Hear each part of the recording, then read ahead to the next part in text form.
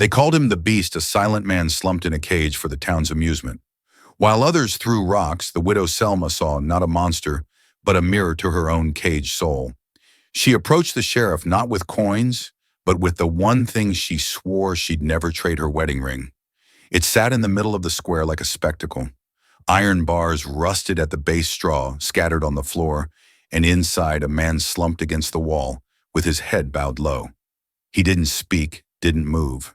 He was barefoot, shirt-torn wrists wrapped in makeshift cuffs. Someone had scrolled $10 to touch the beast on a board nailed to the side. A boy threw a rock at the cage. It hit the bars and bounced back. The man didn't flinch. Selma climbed down from her wagon slowly. Her hands were raw from gripping the reins for days, but she moved toward the commotion like she'd been summoned. A cluster of locals hooted and jeered as the sheriff leaned against the post, whittling something. "What's he done?" Selma asked quietly. The sheriff barely glanced at her. "Nothing we can prove, but he won't talk." Came out the hills carrying another man's saddlebag and bleeding like a stuck hog. Couldn't explain himself, so he let the folks make use of him. "Is he dangerous?" she asked. "To who?" The sheriff smirked. "A woman like you." That was when the man in the cage lifted his head. Not fully, just enough that Selma saw his eyes. Not wild, not begging, just watching like someone long past hoping, but not yet broken. She stepped forward until her boots met the edge of the cage. The town grew quiet behind her. "Does he have a name?" she asked. "None we can get out of him. Calls himself nothing." The man kept staring. She didn't look away. Her fingers twitched at her side. She thought of the ring. It still sat in her coin pouch. The one thing she hadn't pawned. Her wedding ring, thin gold smoothed from years of wear. A relic of a man who never came back from the war. She told herself she'd trade it for nothing. Until now. She reached into her satchel, felt the cool metal between her fingers, and pulled it free. The crowd leaned in. Selma stepped to the sheriff, held the ring up. "Will this buy what he is?" she asked. The man behind the bars didn't blink. But in that moment, Selma knew. She wasn't buying a man. She was setting something free in both of them. The sheriff took the ring with a smirk and held it to the sunlight like he was weighing a horse, not a man. "Ain't worth $10, he said, "but it'll make for a fine tale."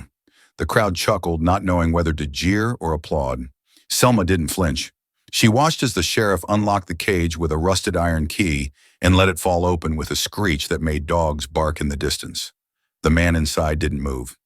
"He's yours now," the sheriff said. "Hope you've got rope and regrets." Selma stepped forward, pausing just outside the cage.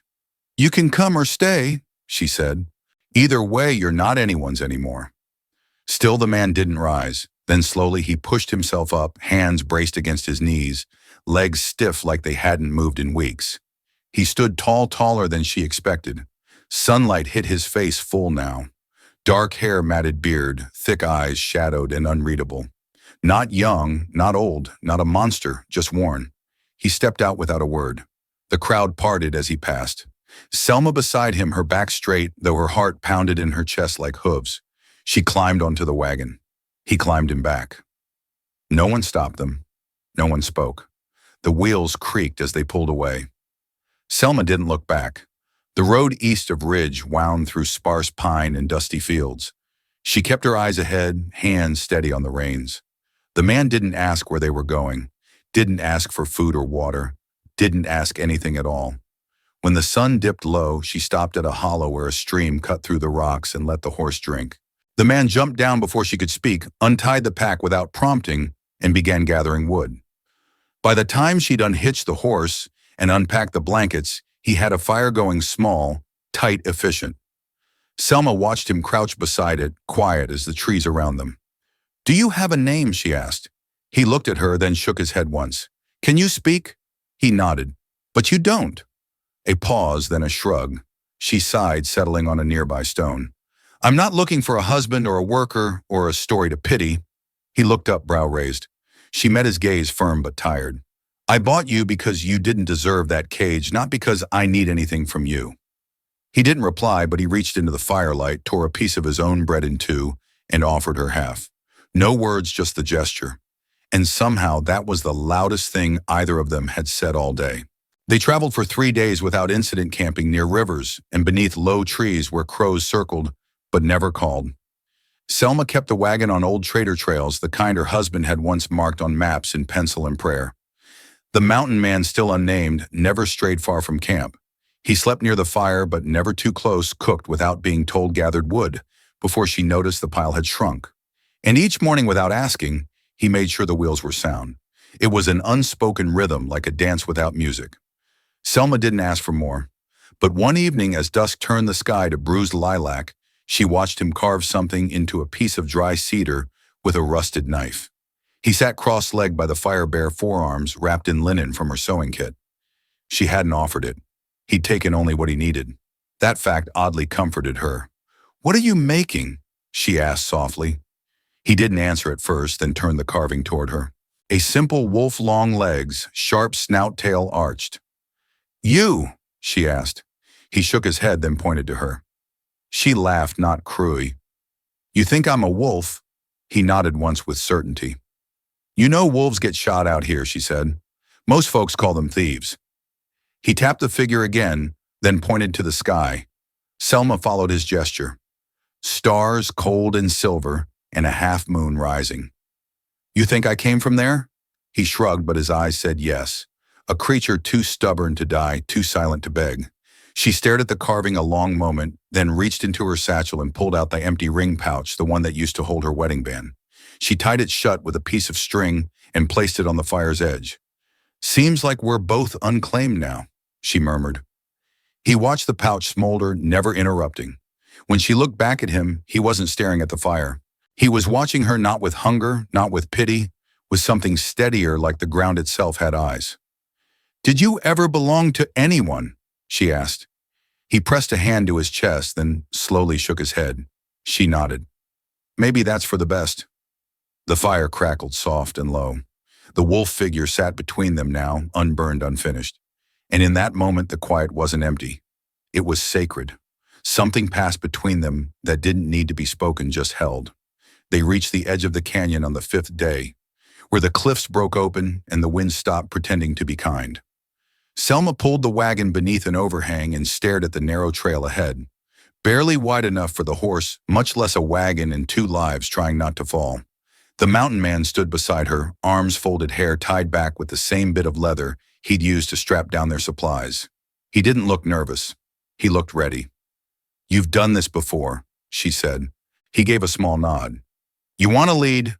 Another nod. She smiled faintly. "You're not much of a talker, but you sure know when to say yes." She handed him the reins without flinching. Trust, she realized, didn't always come in full. Sometimes it slipped in quiet, one breath at a time. He took the horse's lead and walked with a careful gait, every step measured. Selma followed on foot beside the wagon, hands steady on the frame. The cliff dropped off into nothing, and her throat tightened at every gust of wind, but the man never faltered. At a bend in the trail, a rattling spooked the horse. The beast reared, kicking, and Selma nearly lost her grip. The wagon groaned. Then his hand on the bridle calm grounded. The horse stilled. "Just like that," he said nothing. "Just look back once to make sure she was still upright." Her heart thudded in her ribs. Not from the near fall, but from the way he looked at her, like she wasn't something fragile, like she was already standing. That night they camped near a small spring tucked behind cedar trees. He made stew with salted meat and boiled herbs she didn't recognize. As they ate, she studied him, the way he always faced outward, eyes on the dark, watching for trouble, even if it never came. "You don't sleep much," she said. He shrugged. "Is it fear?" He looked at her for a long moment, then shook his head. She tried again. Guilt, still no. Then he did something unexpected. He reached for the knife at his hip and dragged its hilt slowly across the ground. 2 lines, then another across. "A shape. A cage," she whispered. He nodded, then scratched a single line through it. "Gone." She stared at the lines, at him, at the fire between them. "Then maybe it's not fear keeping you up," she said softly. "Maybe it's just habit." He didn't reply, but when she stood and turned to bed, she felt the braid of her hair shift over her shoulder, and the cord that tied it had been replaced with twine. Braided, silent his. She found the mirror by accident, cracked and half-wrapped in linen at the bottom of her pack. She hadn't touched it since before the war took her husband, since before her hair turned darker with ash, and her face learned stillness as a shield. but now seated on a flat rock beside the stream, she held it in one hand and stared at the braid falling down her back. It was tight, precise, bound at the base with twine, the ends frayed like something salvaged but sacred. She hadn't felt him do it, hadn't asked, but it was there. Proof of care in a world where men usually only reached for what they could keep. The mountain man no name still was crouched at the water's edge, washing out the stew pot. His movements were quiet, practiced, the kind that made a woman watch longer than she meant to. Selma turned the mirror toward the braid again. Her fingers brushed the twine, and for a moment something cracked under her ribs. Not pain, not desire, just a question she'd buried deep. What does it mean to be seen when you're not performing sorrow? That night as the stars lit one by one, she sat across from him and didn't speak for a long time. When she finally did, her voice was low. I think people are wrong about cages. He looked up. She gestured toward the fire. They think they're made of bars, iron keys, but most cages don't lock from the outside. He tilted his head. She held his gaze. I've been walking with one for years. A pause. Then slowly he reached into his pouch and pulled out something wrapped in oilskin. He unfolded it carefully. Inside was a single bead, not glass or metal, but carved from bone, smooth polished. He offered it across the fire. Selma took it with two hands as if it were something fragile. For the braid, she asked. He nodded. Then with deliberate fingers, he reached across and tied the bead into the end of her hair, just under the twine. His hands brushed hers only once, but it was enough. Later in the dark, she lay beside the fire and held that braid against her chest like a ribbon of truth. No one had kissed her, no one had claimed her, but somehow she'd been named, not with a word, not with a vow, but with a braid she didn't ask for. Tied by a man who had every reason to fear touch, yet gave it gently. And first they passed through the ghost town of Marluff just after dawn. Burned rafters still leaning toward each other like they were praying. Selma said nothing. Neither did the mountain man, but she saw how his eyes swept the ash, how his shoulders tensed as they passed an old church door, left half-hinged, its cross charred to a stump. He'd seen places like this, or maybe caused them. She didn't ask, not yet. That night as they camped in the hollow of a dry riverbed, she watched him carve again. His hands were steady, even in the cold, shaping cedar-like memory. She sat nearby, her braid wrapped around one shoulder, the bone bead cool against her collarbone. You remember things through your hands, she said softly. He paused, looked up, then nodded. Tell me something. He hesitated, then set the carving in her lap. A woman seated, long braid down her back, not elegant, but unmistakable. Her. Selma blinked. That's me. He nodded, then reached for another piece of wood, a shape already half-formed. Larger shoulders, hunched hands open. That one's you, she asked. He didn't answer, just kept carving. She leaned closer. What happened to your voice? He stilled, his jaw clenched. She waited. Finally, he picked up a stick and began to draw in the dirt again. Simple lines. A cabin, a flame, a body outside. Selma's breath caught. You were in a fire. He nodded, then added another mark. A small figure crouched beside the body watching a child. Her throat tightened. Was it your family? His hands trembled, then dropped the stick. He didn't finish the story. Didn't need to. She reached out and touched the back of his hand lightly, not asking for more, just holding what little he could give. That night when she lay beside the fire, she found her braid had been retied again. This time the twine was darker, sturdier, and at the end beneath the bone bead hung a second one, smooth and carved with a single etched line aflame. It wasn't decoration. It was memory, an offering, a confession. And somehow she knew it wasn't meant to scare her. It was trust, the kind no tongue could give. She held the braid as she slept.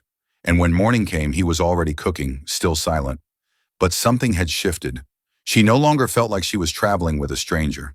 She was moving with a man who had chosen not to run, even from the parts of himself still smoldering inside. The next town was larger than the rest. Clay buildings pressed tight, storefronts with real glass children running barefoot down hard-packed streets. Selma thought about passing through without stopping, but the horse needed oats and they needed coffee, and she was tired of eating cold beans by streamlight. As they rode in, she kept her braid tucked behind her shawl. Let them see a widow with a quiet man in tow. Let them guess. The town didn't stare the way Ridge had. They whispered instead, curious, hesitant. But no one threw rocks. No one spit. The general store had a bell over the door, and the kind of shelves that reminded her of easier years when her husband stood behind her, with his hand on her back and called her darling, in a voice that made other women envious. She hadn't thought of him in weeks. Not until that bell rang. She picked out flour coffee, a little honey. The clerk eyed the man beside her, but said nothing. When Selma reached for her pouch to pay her fingers, brushed the hollow where her wedding ring used to sit. Gone traded a man for a memory, and yet she didn't regret it. Not for a breath. Back outside Creel, that was the name she'd started using in her head, secured the goods without being told. As he tied them to the wagon, an old woman in a sun hat approached. "He yours?" she asked softly. Selma turned. "No," she said, then paused. "But I'm his." The woman smiled, eyes kind. "That's rarer." Selma nodded as they rode out of town. She kept her eyes on the road.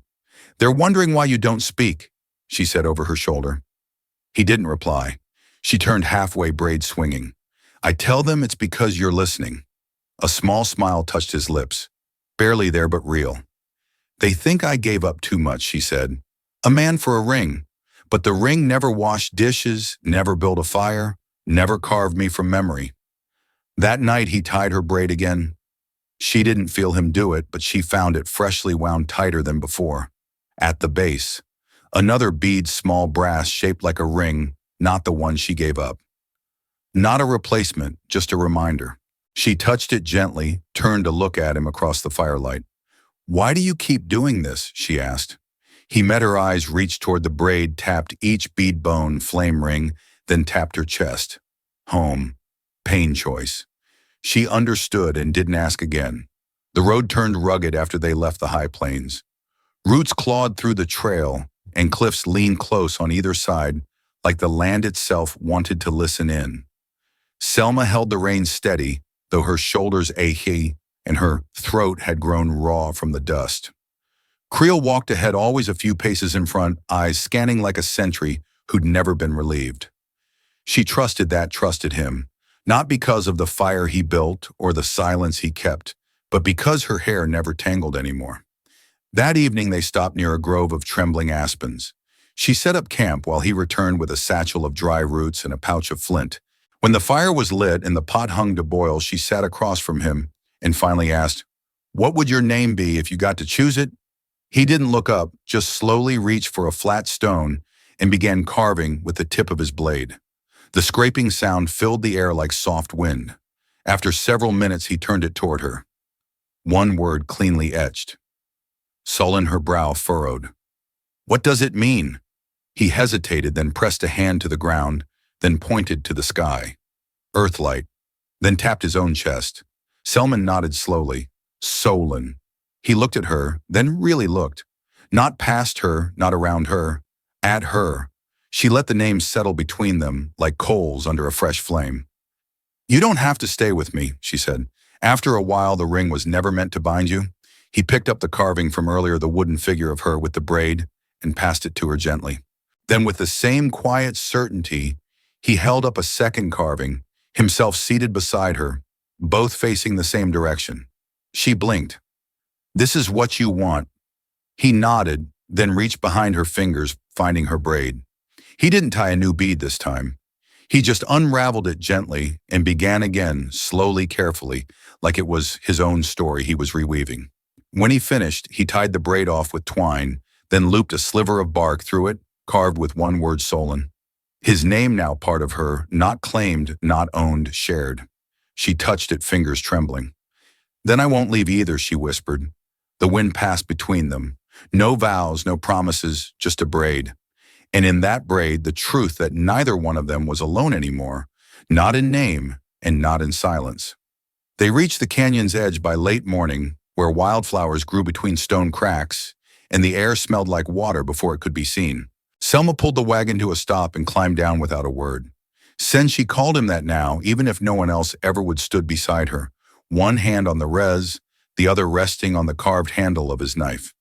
"This is it," she said softly, pointing to the ridge. "Past that bend is where I was meant to go." He looked at her, calm and unreadable. A widow's homestead. My husband claimed it with the land deed before he left for war. I just never got around to finishing the trip. She didn't say why. She didn't need to. The silence was enough, but then she turned to him, eyes steady. There's one thing I haven't asked. He tilted his head slightly. Why didn't you run when the cage opened? Sen looked away toward the edge of the canyon where hawks circled lazily. Then he crouched low, picked up a stick, and drew in the dust.